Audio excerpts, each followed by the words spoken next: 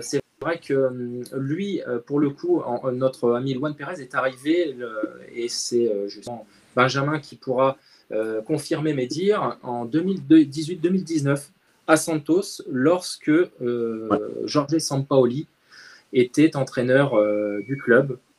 Est-ce que comment est perçue la méthode Sampaoli justement au Brésil? Alors évidemment, il n'a pas fait que Santos, il est resté une année. Est-ce que c'est un entraîneur justement qui a marqué son temps, qui a laissé sa patte? Qu'est-ce que tu peux nous dire sur lui, s'il te plaît? Oui, alors Sampaoli, ce qui à Santos, en fait, je pense qu'il a laissé une bonne image quand même. Mais bon, en fait, le problème de cette époque-là, de cette saison-là, c'est la présidence et l'entraîneur. En fait, au final, ils ne se sont pas du tout entendus. Bon, côté sportif, c'était aussi assez étrange parce qu'on finit deuxième du championnat, coupe la Ligue Europa sud-américaine qui s'appelle la Sud-américaine. Voilà, et en fait, je trouve que c'est mitigé. En fait, c'est le sentiment est mitigé, je pense. Ouais. Thierry, Oui. justement, Jacques Biles, qui était chez nous sur l'émission Comme un seul homme, parlait de Guendouzi comme un joueur caractériel. Et il a eu cette réflexion, parce que pour certains, il s'avère que ça a l'air de poser problème. Il a eu cette réflexion selon laquelle, justement, avoir du caractère était une très bonne chose, justement, pour jouer à l'Olympique de Marseille. Mais est-ce qu'avec un entraîneur comme Jorge Sampaoli, ça ne risque pas de faire des étincelles s'il a un effectif composé de ce type de joueurs? Non, pas forcément. Je trouve que ça peut matcher dès le départ. Je pense il aime justement les joueurs de caractère, les joueurs qui s'engagent à 200% sur un terrain et qui donneraient leur vie pour le maillot et sur le terrain pour lui, par rapport à ses idées, l'engagement qu'il veut que ses joueurs mettent sur le terrain. Non, je pense pas que ça soit négatif. Je pense que le fait d'avoir recruté Guendouzi, je pense que c'est très judicieux et très intéressant pour l'Olympique de Marseille. Gilles, un commentaire sur Guendouzi, toi qui es très bien placé justement pour apprécier les propos de Jacques sur l'émission Comme un seul homme. Ouais, mais Jacques, ce qu'il disait en fait quand il est venu la semaine dernière, enfin non, cette semaine, lundi, il disait, enfin, certains mettaient un bémol un peu à l'addition de joueurs un peu trop caractériels dans ce début de recrutement. Hein. Under, quand même aussi un affectif, un émotif. On sait que l'émotion peut amener ensuite à des réactions parfois, ben oui, caractérielles. C'est comme ça hein, qu'on en vient à être classé, catalogué joueurs caractériels. En général, c'est parce que les joueurs sont peut-être un peu trop dans l'affect. Guendouzi a aussi cette image, on va dire, cette réputation. Donc Jacques disait qu'en fait, il préférait avoir un joueur à gérer d'un peu trop caractériel qu'un joueur qui n'aurait pas de caractère du tout. Moi, je suis assez d'accord. Après, il n'en faut pas trop non plus. Parce que n'oublions pas quand même qu'on a aussi un entraîneur caractériel et il ne faudrait pas que ça soit, que ça devienne une équipe, un groupe comment dire, de joueurs nerveux, conduits par un entraîneur qui parfois laisse éclater également sa colère sur le bord de la touche, comme on a pu le voir en fin de saison face à Angers. Donc, il ne pourrait pas jouer le rôle de garde-fou. Évidemment, c'est une question d'équilibre, mais quand j'entends Benjamin qui nous dit que Luan Pérez, et justement, c'est tout le contraire de ça, et d'après ce que j'ai lu un peu aussi dans la presse brésilienne, c'est un joueur qui est vraiment connu pour son sang-froid, son calme, sa docilité au sein d'un effectif, quelqu'un qui ne fait pas de vagues. Je me dis que finalement, je suis persuadé que dans la construction de l'effectif, Pablo Longoria sera également assez intelligent pour apporter un peu tempérer un petit peu ce côté un peu bouillant, qui, si il ressemblait un peu trop à l'entraîneur, pourrait devenir dangereux, effectivement. Si on n'a que des caractériels et que des joueurs chauds bouillants, qui font un match sur 3, là, ça peut être compliqué. Mais moi, je fais confiance encore une fois à la science de Pablo Longoria dans la construction d'un effectif pour venir tamiser un petit peu avec des joueurs un peu plus calmes, un peu plus raisonnables et un peu plus expérimentés, dans cette deuxième partie de recrutement. Effectivement. Benjamin, dis-nous quelque chose. C'est bon? Alors, vous m'entendez bien? Oui, tout à fait. Alors, je me permets de te poser cette question. On revient justement 2 ou 3 ans en arrière et ça va justement avec ce qui vient d'être dit par Gilles ainsi que Thierry. Dans le vestiaire, justement, à Santos, comment ça se passait avec Jorge Sampaoli? Il y avait des joueurs de caractère, justement. Il y avait un amalgame, certainement, de joueurs tels que on peut le présager. Et on sait qu'il arrivait à tirer le parti, vraiment le meilleur parti des joueurs, mais humainement, ça se passe comment avec Jorge Sampaoli? Alors, humainement, c'est très compliqué.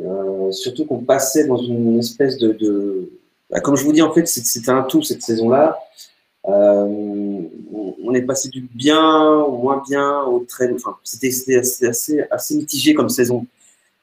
Sportivement, comme je vous disais, donc Santos a fini deuxième du championnat, donc top. Voilà, mais malheureusement, on s'est fait éliminer de la Coupe du Brésil et de la Coupe, la Ligue Europa sud-américaine, qui s'appelle la Sul-Américaine. Mais après, il y a aussi les à côté, le fait que la présidence de cette époque-là, en fait, s'entendait pas du tout avec Jorge Sampaoli. Donc c'était assez étrange. Sampaoli voulait donc justement pour la qualification en Libertadores l'année suivante, voulait énormément de joueurs que la présidence ne voulait pas lui accorder. Donc ça a créé un différend et Sampaoli est parti directement, quoi. Donc bon, c'est un personnage vraiment, mais voilà. Je pense qu'on peut s'attendre au meilleur comme au pire, en fait. Je sais pas si vous voyez ce que je veux dire. Si, tout à fait. C'est voilà. Mais après, au niveau des joueurs, il n'a jamais eu de problème avec aucun joueur. Ouais, mais Benjamin, quand même, tu es en train de nous dire que vous avez vécu une saison un peu en dents de scie, émotionnellement, en montagne russe, quoi. Complètement. C'est chaud parce qu'à Marseille, déjà, le contexte est assez particulier. C'est pour ça que moi, j'ai quand même ce sentiment, cette année, ça passe ou ça casse, quoi. C'est-à-dire, où c'est tout bon et on fait une super saison, on va peut-être même pouvoir se mêler à la course, peut-être au titre ou au moins aux 2 premières places. Ou alors, si c'est un fiasco, on peut exploser en plein vol aussi. Je pense qu'il y a d'autres moyens à Marseille que ce qu'a Santos. Rien que déjà financièrement, je pense que. Enfin, après, je sais pas, mais ça a l'air d'être beaucoup plus solide en tout cas. Non? Oui, c'est la question. Titi, je me tourne vers toi, c'est la question qu'on se pose un peu tous. Oui, moi aussi, je me la pose. Mais après, le mercato des 14 recrues de Sampaoli à Santos avait coûté combien au club brésilien? Le problème, c'est que en fait, Santos, là, ils n'ont pas payé certains transferts. Donc, Santos a été banni des transferts, enfin, a été refusé de transfert pendant un an et demi, je crois. Mais en comptant la globalité des transferts, même ceux qu'ils n'ont pas payés, son recrutement revenait à combien? 14 millions d'euros, hein, on a retrouvé le chiffre. C'est ça. Okay. C'est énormissime pour totalement. Mais à vous écouter, on s'aperçoit quand même que Jorge Sampaoli est un entraîneur à satisfaire. Pour le coup, je pense que c'est le mot juste. Bien, j'ai une vas-y, petite question pour Benjamin. Est-ce que Sampaoli a un côté un petit peu comme Bielsa, à savoir être un homme de parole, et si jamais quelque chose déroge à ce qui était prévu de base, du coup il claque la porte, c'est une possibilité avec lui? Je ne sais pas si un joueur doit absolument signer, finalement il ne vient pas. C'est ce qui s'était passé à Santos. Le président Pérez a promis des joueurs à Sampaoli qui n'a pas pris du tout, et du coup Sampaoli est parti. Parce que Sampaoli voulait des joueurs, il voulait énormément de joueurs pour jouer la Copa Libertadores, il les a pas eu. Donc Sampaoli a dit directement que le président Pérez était un menteur, etc. C'est parti dans ces affaires-là, et donc du coup, il a claqué la porte. Voilà.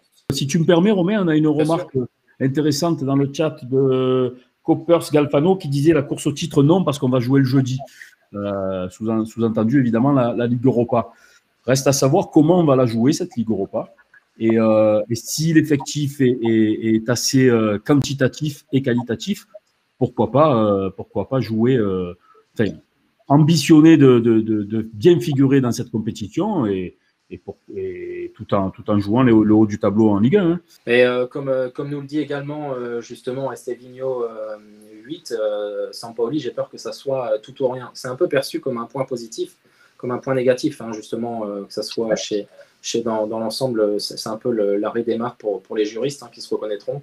C'est vrai que on doit s'attendre à tout. Je pense que c'était tes mots, Benjamin, justement, dans le bien comme dans le mal. Exactement. Donc, il arrive avec des demandes. Donc, par conséquent des garanties et il attend certainement à ce que les clubs dans lesquels il officie tiennent leur parole. Tout à fait, oui, c'est ça. Moi, j'ai une question pour Titi. Toi qui as connu, Bielsa et donc maintenant Sampaoli depuis le mois de mars, ça fait donc 4-5 mois. Tu les as côtoyés en tant que supporter proche de l'entraînement, enfin des terrains d'entraînement. Est-ce que tu as cette sensation que humainement, sur la fibre, sur la sensibilité, ils se ressemblent également vis-à-vis de leur rapport au public, aux supporters, à la torcida, à la hincha, comme ils disent en Argentine? Est-ce que tu sens que pour tous les deux, ils ont le même rapport et ils donnent la même importance? Et je pense notamment à Bielsa qui donnait une importance capitale au rôle des supporters. Est-ce que tu le ressens également chez Sampaoli, cela? Totalement. J'ai l'impression que j'ai retrouvé, j'ai rajeuni de 6 ans en arrière et qu'on se retrouve un peu ça à l'Olympique de Marseille. C'est deux hommes qui se ressemblent. La seule différence, c'est que Bielsa n'avait pas beaucoup d'affectif pour les joueurs. Bielsa était des œillères, il était obtus dans ses choix tactiques, il en démordait pas, c'était comme ça, fallait pas changer. Tandis que Sampaoli, il est, je vais dire aussi très directif, très à cheval sur les règles, sur tout le règlement, sur ce qu'il a envie d'imposer et à ce que les joueurs fassent à l'entraînement. Mais il a un côté modulable, affectif avec les joueurs que n'avait pas Bielsa. Et après, c'est vrai que ces deux personnages. Après, là, j'ai une petite anecdote. Il est sorti de l'entraînement ce matin, mais il est El Loco au volant. Faut pas le croiser dans Marseille. C'est un fou du volant. Il paraît que les barrières du centre d'entraînement du centre Robert-Louis Dreyfus en ont déjà. À la Valentine, ouais. En ont déjà. Mais à 90 à l'heure, dans la Perse. Ah ouais, carrément. Oui, non, mais c'est un personnage. C'est des gens qui sont passionnés par le football.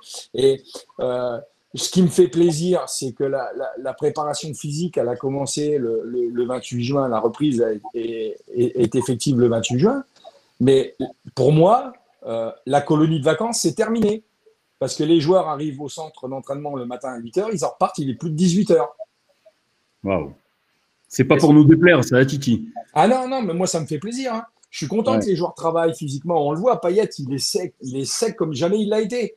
Ça travaille physiquement, chose qu'on n'a pas bien fait avec Villas-Boas, parce que Villas-Boas aime beaucoup travailler avec le ballon, ne faisait pas spécialement de préparation physique sans ballon, alors que c'est le nerf de la guerre pour faire une saison, c'est l'essence même du moteur d'un joueur de football. Donc je pense qu'on risque d'être agréablement surpris sur ce début de saison de l'Olympique de Marseille. Mais Titi, t'as pas peur justement que Sampaoli soit trop clivant et qu'il risque justement d'avoir entre guillemets des pros et des anti-lui comme a pu avoir Bielsa dans le vestiaire? C'est pour ça que enfin, après maintenant ça va rester que mon avis, hein, c'est que mon humble avis de supporter. Je pense que c'est pour ça qu'il recrute essentiellement sud-américains. D'accord, oui. Ok. Ouais, c'est vrai que c'est une bonne analyse. Alors, on l'a bien compris, justement, Jorge Sampaoli est un entraîneur pressé. Espérons qu'il nous ramène aussi vite vers les titres tant convoités par l'Olympique de Marseille. Et la question qui se pose également, donc tu parlais justement, Titi, de Bielsa tout à l'heure, c'est un entraîneur justement avec lequel il a fallu composer. On a essayé de faire plus ou moins à cette époque-là, de lui faire plaisir pour les recrues. Il a construit un Olympique de Marseille à son image. J'ai l'impression qu'on construit un Olympique de Marseille aujourd'hui à l'image de Jorge Sampaoli. Donc, il y a des exemples qui montrent clairement justement que la mayonnaise n'a pas prise. Est-ce que tu ne trouves pas ça trop dangereux, justement, parce que le fameux ça passe ou ça casse, justement, si tout va bien, tant mieux. Le problème, c'est qu'on sait pertinemment qu'en cas de départ, parce que rien n'indique, même si on souhaite tous que tout se passe bien, de Jorge Sampaoli, est-ce que tu penses qu'on aura la possibilité de rebondir rapidement? On a clairement vu sous l'ère Garcia, justement, que ça n'était pas le cas. Et c'est un peu l'interrogation de beaucoup de supporters, justement. Quel est ton avis à ce sujet? J'ai été un peu long, excusez-moi. Non, c'est pas grave. Enfin, je suis oui et non. Je pense pas que ça soit gênant pour le club, puisque même si après l'ère Bielsa, on a eu le mauvais choix de prendre Mitchell, et chose que n'a pas pu profiter du travail de Bielsa derrière quand il est parti. Mais je pense que on est obligé de toute manière de construire un à la demande de l'entraîneur. Et je pense que ce qu'ils sont en train de faire avec Pablo Longoria, parce que c'est clair que Pablo accède aux demandes de Sampaoli, puisque les pistes, enfin les demandes prioritaires de Sampaoli, c'était Gerson, Pérez et Almada. Donc il y en a déjà 2 qui sont là. Donc vous connaissez l'adage, hein, on dit jamais 203. Hein. Donc pour moi, il est fort possible qu'Almada arrive à l'Olympique de Marseille d'ici peu. Donc après, je pense que ça peut fonctionner, ça peut matcher peut-être sur une saison. Une on connaît la vie des entraîneurs dans les clubs. Hein. Ces personnages-là ne restent jamais éternellement ou sur une durée plus longue de 2 ans dans un club. Donc, s'il peut faire rêver le peuple olympien, qu'on arrive à se requalifier pour la Ligue des Champions et gagner peut-être une Coupe de France, ou pourquoi pas finir sur le podium à la fin de la saison, je pense que tous les supporters marseillais seront ravis. Et après, ma foi, s'il part, le club existera toujours, on cherchera un autre entraîneur et on repartira de plus belle comme on l'a toujours fait. Ça, c'est certain. Le club nous survivra. Small, pour rebondir. Oui, en fait, je ne suis pas tellement d'accord avec Titi parce que je pense qu'on peut créer des effectifs qui ne soient pas forcément épinglés sur un entraîneur, mais plutôt sur une façon de jouer, une philosophie de jeu. Par exemple, Chelsea, tout le recrutement était fait autour de Lampard, et au final, quand Tuchel est arrivé, tout s'est très bien passé parce que les joueurs étaient très bons et que la cohésion était vraiment présente. Et en fait, ce qui me fait un peu peur avec Sampaoli, c'est que comme c'est un recrutement qui est quand même très hispanique et sud-américain, c'est qu'en fait, c'est que si jamais on n'a plus Sampaoli, on est un peu condamné à le remplacer d'urgence par un entraîneur qui est également hispanique ou sud-américain pour avoir vraiment cette même proximité avec les joueurs, en tout cas ne serait-ce que sur le plan de la langue, mais aussi sur leur culture. Et donc moi, c'est la seule crainte que j'ai, c'est que vraiment notre effectif soit estampillé Sampaoli et que sans lui, on soit dans une impossibilité de faire prendre la mayonnaise. Et c'est pour ça qu'après, en fait, tu n'as pas compris, Small. Après, derrière, on a Guardiola qui arrive, c'est pour ça. Oui, je suis pas sûr que le terme condamné, même si je le comprends, Small, justement, soit appréciable. Mais j'ai envie de faire confiance, comme le disait tout à l'heure Gilles en première partie, à Pablo Longoria. Évidemment, parce qu'on tire un peu des plans sur la comète, nous ne sommes pas là, et loin de là d'ailleurs.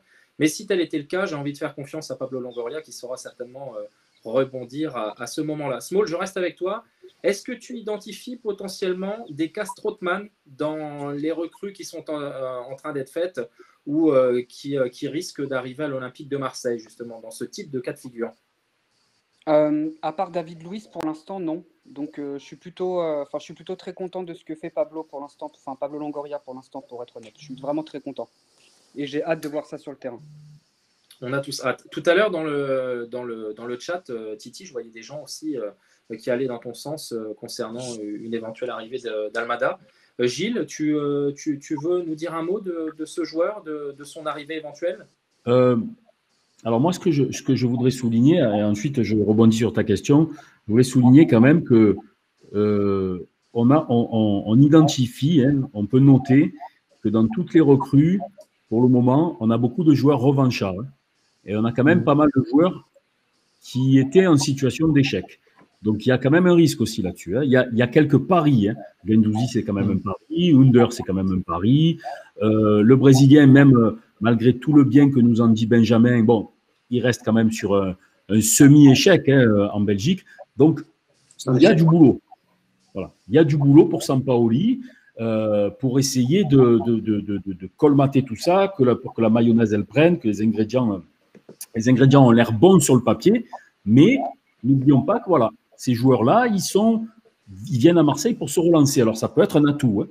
Mais voilà, il y a un équilibre encore une fois, et il va y avoir une vraie recette à mettre en place et à trouver du côté de Sampaoli. Ça, c'est ce que je voulais rajouter. Pour Almada, nous, on parle beaucoup avec Massilia, qui fait partie un peu de la famille, Massilia 13, et qui discute en direct avec l'entourage d'Almada, comme il discute avec l'entourage de Gerson. Et ça, je peux en témoigner, puisque pour avoir rencontré le père de Gerson, Marcos Antonio, cette semaine au Vélodrome lors de la présentation de son fils, il m'a confirmé quand on a discuté qu'il parlait bien, qu'il échangeait bien avec Massilia 13. Alors ça, c'est pour tous les sceptiques qui penseraient que Massilia s'invente des vies. Non, c'est vrai, il parle vraiment avec l'entourage de ces joueurs-là.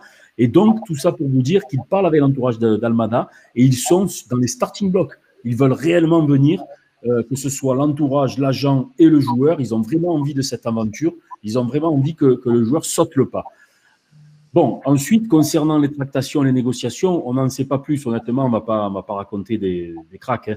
Mais le démenti du bout des lèvres de Pablo Longoria, encore une fois, dans cette discussion à bâton rompu post-conférence de presse de Gerson, il ne faut pas vraiment en tenir compte, messieurs, parce que ça, c'est de la communication, c'est de la posture. Vous vous doutez bien que le président de l'OM, s'il est en pleine négo avec un joueur, il ne va pas vous dire oui, on va accéder à la demande de Velers Sarsfield et mettre 20 millions d'euros sur la table. Évidemment qu'il va dire et qu'il va distiller quelques petits signaux en direction du club argentin pour dire on a les poches vides, c'est cher, c'est compliqué, évidemment. Mais à côté de ça, en réalité, les négociations continuent. C'est un dossier qui n'est pas abandonné. Et moi, j'y crois. Moi, je pense que comme en plus, c'est une réelle volonté de Sampaoli, c'est un joueur qui l'affectionne et particulièrement. Moi, je crois qu'ils vont tout faire. Je ne dis pas que ça va se faire, mais en tout cas, ils feront tout. Ils iront jusqu'à leur limite, au maximum, pour le recruter. Voilà. Ok, c'est le sentiment en tout cas qui est partagé par tout le monde. Alors évidemment, on parle un petit peu des conditions de son arrivée, enfin que serait son arrivée. C'est dans le sens où il est possible aussi qu'il arrive au mercato d'hiver, puisqu'on connaît sa volonté qui serait de pouvoir jouer justement la Copa Libertadores avec son club. Mais quoi qu'il en soit, il y a une réelle volonté de l'Olympique de Marseille dans le but de satisfaire Jorge Sampaoli. Alors je vais revenir vers Benjamin. Benjamin, j'ai envie de te donner un petit peu la parole parce que l'OM, pour se relancer justement, parce qu'on parlait de joueurs à la relance, mais on peut parler aussi d'un club à la relance suite au départ d'André Villas-Boas.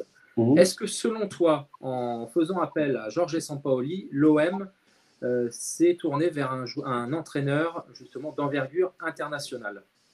Oui, oui, complètement. Franchement, comme disait Thierry, Sampaoli, c'est un personnage. Et puis il est passionné de football, donc je pense que de toute façon le mariage de Marseille et Sampaoli, il fallait le faire, c'était obligatoire. C'est un club de passionnés et un passionné de football et Marseille. Enfin, moi je veux vraiment Sampaoli réussir à Marseille, c'est évident et en plus avec un statut tel que le sien. Oui, non, Marseille a évidemment fait le bon choix pour prendre Sampaoli. Voilà. J'espère que ça va bien se passer, mais voilà, c'est le personnage en lui-même. Est-ce que réellement il va s'il va concrétiser les efforts placés en lui. C'est sur le papier, c'est beau en tout cas. Sampaoli, un sanguin, la grinta, les tatouages. C'est tout pour Marseille, mais voilà. Après, quand on regarde, parce que le père, la méthode Bielsa, c'est lui qui l'a créé, qui l'a fait grandir, qui l'a fait voyager. Et beaucoup d'entraîneurs ont adopté cette méthode Bielsa. Il a beaucoup de disciples, mais comme Guardiola, comme beaucoup d'autres entraîneurs. Mais pour moi, Sampaoli, je le considérerais même comme son fils spirituel. C'est celui qui est le plus à même de réussir comme Bielsa ici à l'Olympique de Marseille, parce que on le voit même quand il a gagné la Copa América avec le Chili, tout ça, c'est c'est suite au passage de Bielsa. Je pense qu'il est capable de faire quelque chose de très grand à Marseille. Vraiment, je pense aussi, c'est sûr. Non, évidemment, en tout cas, il a tout colle avec l'Olympique de Marseille. Je reprendrai un peu les propos d'Adil Rami, justement, qu'il avait eu à son égard. Il avait dit qu'effectivement, et c'est là où en fait on s'aperçoit que c'est quand même sa manière de fonctionner, la manière de fonctionner de Pablo Longoria est très intéressante parce qu'il nous disait en ces termes que Sampaoli, justement, c'était pour les joueurs, en tout cas qu'il affectionnait, c'était vraiment exceptionnel dans le don de soi, dans la perception des choses, justement, humainement. Mais il nous disait aussi, par contre, que pour les joueurs, qu'il pouvait prendre en grippe, en tout cas ceux sur lesquels il ne comptait pas, que ça pouvait devenir très vite compliqué. Parce que c'est un peu le système du tout ou rien dont on parlait tout à l'heure, où justement l'entraîneur ne va pas forcément prêter attention à ces différents joueurs. D'où le fait de le laisser certainement recruter une équipe à son image et garder des joueurs qu'il souhaite avoir l'année prochaine. Donc je ne sais pas ce que tu en penses, Small, mais quand on connaît cette caractéristique justement et cette description d'Adil Rami, je trouve que tout colle vraiment à ce qui est en train d'être fait autour de Jorge Sampaoli. Oui, je suis tout à fait d'accord. Ça présente aussi bien des avantages et des inconvénients. Je demande qu'une seule chose, c'est que tout se passe bien et que justement le fait, comme disait Titi tout à l'heure, que l'effectif autour de lui justement lui convienne parfaitement et que la mayonnaise prenne très bien. Je demande que ça. Et en plus, Adil Rami, qui adore l'OM, quand il en parle, il en parle encore aussi avec beaucoup d'affection, même si ça s'est mal fini pour lui. Donc oui, je suis ni serein ni inquiet pour la suite. J'attends vraiment de voir. Je suis vraiment énormément dans l'attente. Samir Nasri parlait aussi de lui en ces termes élogieux. Gilles, pour le mot de la fin, concrètement, on voit notre auditeur qui nous dit le public dans le Vélodrome avec Sampaoli, cette nouvelle équipe et les émoticônes qui vont avec, ça serait merveilleux. On a le plaisir de voir aujourd'hui beaucoup de personnes qui nous suivent et ces personnes manquent cruellement justement au stade Vélodrome pour pouvoir apprécier Sampaoli et cette équipe qui est en train de se faire. Oui, excuse-moi Romain, je n'ai pas entendu le début de ta question. Non, je te disais que justement, on avait un auditeur qui nous faisait remarquer que le public dans le Vélodrome avec Sampaoli et cette équipe, ça serait exceptionnel. Mais le scénario, le storytelling, il est magnifique. Sampaoli, comme je disais tout à l'heure, les tatouages, l'Argentin bouillonnant, sanguin, une équipe, la grinta. Attention, un système de jeu dont on ne sait pas trop. D'ailleurs, je voudrais préciser que Pablo Longoria a dit une chose très intéressante pendant la conférence de presse. Il y a 2 jours, là, lors de la présentation, jeudi de Gerson, il a dit on construit, en fait, on alimente un joueur, un élément en fonction, Jorge Sampaoli. Donc on sent qu'ils sont quand même à l'écoute, énormément à l'écoute de Jorge Sampaoli, qu'il est véritablement la pierre angulaire, la construction du projet sportif, l'entraîneur argentin. Et on construit, il a dit une chose très intéressante, de manière à ce qu'on sait que Jorge Sampaoli a un système de jeu versatile. Alors, je pense qu'il a voulu dire réversible dans son français quasi parfait, mais il s'est un peu trompé de mot. Il a voulu dire réversible. Donc, on ne sait pas encore véritablement vers quel système de jeu il va pencher. Est-ce que ça va être une défense à 3 ou une défense à 4 On ne sait pas. Mais en tout cas, il nous a clairement dit, le président de l'OM, qu'ils vont fournir tous les ingrédients, tous les outils pour qu'il puisse passer d'un système de jeu à l'autre s'il en a envie en cours de saison et pourquoi pas même en cours de match. Voilà. Donc ça, c'est un élément aussi à prendre en compte.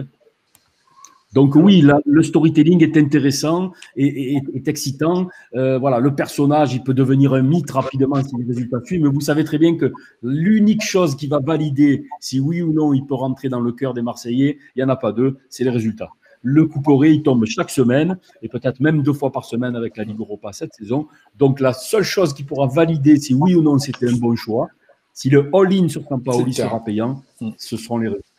Voilà. Effectivement. Et pour conclure, justement, puisque cette émission va bientôt toucher à sa fin, Thierry, je me suis laissé entendre qu'il y avait des ambitions pour la Ligue Europa cette année. Est-ce que tu partages ce sentiment ?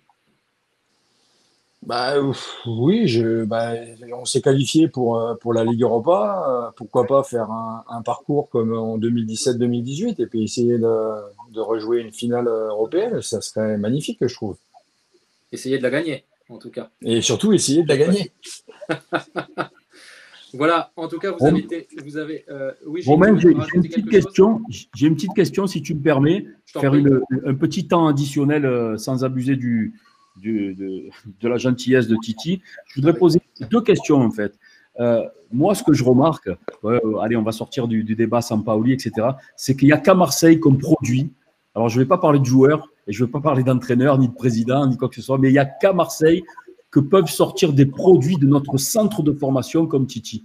Il n'y a qu'à Marseille qu'on peut voir ça.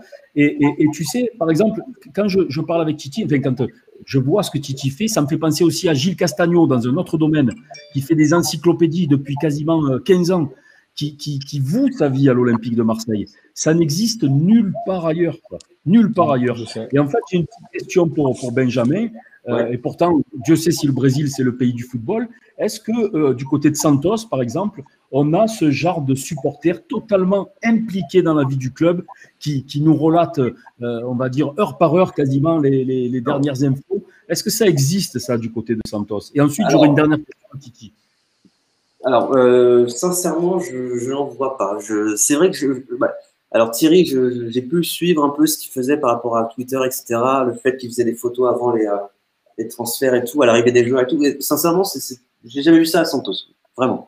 Donc, il y a des supporters, vraiment des fanatiques de Santos, mais non, c'est vrai que je n'en vois pas. Sincèrement, je n'en vois pas. Et on parle juste du pays du football, hein, les gars. Donc, ouais, c'est pire. Ça, c'est des purs produits de chez nous. Ça. Il y en a pas 2 dans le monde. Et donc, ma dernière question pour Titi. Déjà, s'il te plaît, Titi, est-ce que tu nous confirmes que tu n'as pas de jumeaux? Est-ce que c'est sûr au moins? Oui, je n'ai pas de jumeaux. Tu n'as pas de jumeaux. Bon, ça va. Ah, ok. Tu ne triches pas, alors ça va. Non. Donc, on parle bien à Titi, là. Hein. Titi, oui, c'est moi. Je voudrais terminer par une question et une pensée. Quand je pense à Titi aussi, sa bienveillance, sa pertinence, ça. Je ne peux pas m'empêcher de penser à Filou. Et aujourd'hui, Filou n'est plus là. Et aujourd'hui, Titi, il prend un peu la part d'affect qu'avait Filou également dans la Team OM. Et je pense que il reprend un peu le flambeau, si tant est qu'on puisse parler de relais, puisqu'il était déjà évidemment bien impliqué et déjà emblématique, même quand Filou était encore parmi nous. Mais je ne peux pas m'empêcher de penser à la bienveillance de Filou. Donc ça, c'est pour la pensée, et voilà, la pensée qui se dirige vers les proches et la famille de Filou, qui nous a quittés il y a peu de temps. Et je voulais te demander comment tu vis ça au quotidien, parce que tu es devenu une véritable personnalité, hein, et cette célébrité, cette petite célébrité que tu rencontres sur les réseaux sociaux, et presque aussi, enfin pas presque, j'en suis persuadé, dans la rue, est-ce que ça a changé ta vie? Comment tu le vis, ça? Comment tu vis aussi avec parfois les mauvaises graines qui poussent sur les réseaux sociaux, les haters ou les trolls? Est-ce que tu peux nous dire 2 mots un peu sur l'envers du décor du personnage Titi? Alors, déjà, je voulais te remercier les mots que tu as eus par rapport à Filou, parce que Filou est arrivé à peu près en 2011 sur Twitter, et moi, je suis arrivé en 2015, et c'est vrai que ça a été un guide pour moi, puisqu'on communiquait énormément en privé, et il me donnait beaucoup de conseils de faire comme ça. Puis après, je trouvais qu'on avait malgré son handicap, je trouvais qu'on avait un peu le même caractère déjà par rapport à la bienveillance, la gentillesse, tout ça. Je suis pas quelqu'un, j'aime pas le conflit. J'ai horreur quand les gens s'insultent sur les réseaux sociaux, tout ça. Donc déjà, pour répondre à ta question, quand il y a des haters, tout ça, ou des gens qui insultent, je les bloque directement, parce que je suis pas là, je m'embête pas avec ces gens-là. J'ai pas de temps à perdre avec ceux qui sont là pour me nuire ou nuire à l'OM. Donc, je bloque directement, et puis je passe à autre chose. Et puis après, par rapport ça change pas ma vie. Je reste moi-même. Je prends pas la grosse tête. Ça me fait rien que les gens. Enfin, c'est vrai que maintenant, je peux plus trop sortir dans Marseille. On me reconnaît partout. Il y a des gens qui m'arrêtent, qui me demandent des photos, tout ça maintenant. Mais non, je reste tout à fait le même. Ça n'a pas changé ma vie. Je suis content de ce que je peux apporter à la communauté marseillaise, parce que tout le monde sait qu'à la base, je suis pas né à Marseille, j'étais en Champagne et que j'ai connu l'Olympique de Marseille grâce à mon grand-père qui habitait sur Avignon et qui m'emmenait au stade quand j'étais petit. Et bah, je le vis naturellement. Après, j'étais militaire, j'étais sous-officier. Quand j'étais militaire du rang, que je suis passé sous-officier, les galons m'ont pas changé. Donc, cette notoriété me change pas non plus. Je reste le même, humble et gentil avec tout le monde. Moi, ce que je trouve extraordinaire, Titi, c'est que finalement, on a tous été bercés, enfin ma génération et sans doute toi aussi, par le feuilleton Star Trek, et on s'est toujours demandé si la téléportation, elle existait. Eh bien, tu en es la preuve vivante que oui, la téléportation existe. Titi est capable d'être à Marignane et 5-10 minutes après d'être à la commanderie pour faire la photo, également à l'aéroport, puis avec Longoria. Donc, enfin, on a la preuve que la téléportation existe et elle est là devant nous, c'est Titi. Je te remercie, Gilles. C'est ce qui s'appelle avoir également le don d'ubiquité. Ça va être compliqué pour moi de conclure après ces mots que tu as eus, Gilles, et, à la fois sur Philou et sur Titi. Mais en tout cas, c'était nécessaire. Et évidemment, comme je le vois dans le chat, Philou nous écoute certainement. Et on espère que cet hommage lui a fait plaisir. En tout cas, Titi, c'était vraiment un plaisir de te recevoir. C'est vrai que je ne suis pas étonné que de toute façon tu sois apprécié à cette valeur-là. Et on espère te retrouver avec nous très bientôt. Et j'espère que tu as passé un bon moment. J'ai passé un très bon moment et avec le plus grand des plaisirs, je reviendrai dans vos émissions. Merci à toi. Benjamin, tes analyses ont été très pertinentes. On te remercie aussi pour cet œil avisé, à la fois sur Luan Pérez et sur Sampaoli. J'espère qu'on continuera d'échanger sur les réseaux et tu es le bienvenu également quand tu le souhaites. Sans problème. Merci à toi. Avec plaisir. Merci Small. Merci à vous, merci, c'était très bien, très cool. Eh bien, écoute, je suis très content également d'avoir partagé cette émission avec toi. Tu dois le voir avec mon sourire. On en a discuté tout à l'heure, très sympa. Sourire partagé, c'était vraiment très très chouette. Je reviendrai. Tant mieux. Et Gilles, évidemment, alors Gilles, que dire de Gilles, l'indispensable Gilles. Merci pour tes analyses. Et je te dis merci à toi, merci à vous, merci à Titi, c'était super de pouvoir échanger. Merci à tous et puis je remercie tous les intervenants sur le chat parce que je peux pas répondre en même temps parce que je suis sur mon téléphone, donc je remercie tout le monde. Eh bien, écoutez, en tout cas, restez connectés à SportMed. N'oubliez pas de nous suivre sur Twitch. Le maillot de l'Olympique de Marseille bientôt à gagner. Les chaînes YouTube, Instagram, Twitter, également sur Facebook. Restez connectés, j'insiste. Notre avant-saison est terminée pour quelques temps. Nous reviendrons très vite d'ici une petite vingtaine de jours, mais il n'est pas exclu. Avec plein de surprises, avec plein de surprises, Romain. Exactement, avec plein de surprises. Et il n'est pas exclu que vous ayez à nous retrouver justement entre-temps pour une émission particulière. Restez connectés en tout cas pour suivre le programme. C'est sur SportMed. Et vous serez avertis de tout ce qui se passera. Merci à tous, vous avez été très nombreux à nous suivre. Et merci encore une fois à tous ceux qui rendent ces émissions possibles et à tous ceux qui échangent avec nous et qui permettent de réaliser les modos, etc., les personnes avec lesquelles on échange. Merci à tous. C'est un plaisir de partager en tout cas cette aventure avec vous. À très bientôt et au plaisir de vous revoir rapidement. Merci, au revoir. Merci, ciao. Bientôt. Salut. Allez, loin. Et allez loin. Allez, ouais.